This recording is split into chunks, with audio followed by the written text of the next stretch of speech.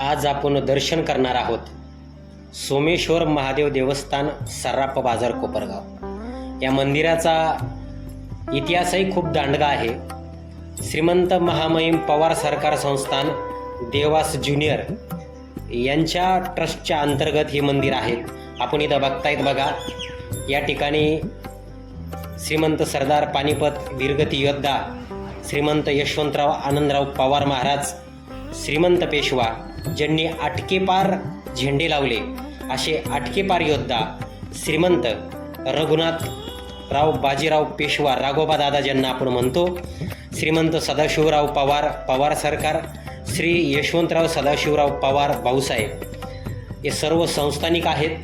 आणि या पवार सरकारच्या अंतर्गत इतरही मंदिरं कोपरगावमध्ये आपल्याला बघायला मिळतात। त्यामध्ये श्रीमंत महादेव देवस्थान संजीवनी पार्क कोपरगाव बेट येथे आहे।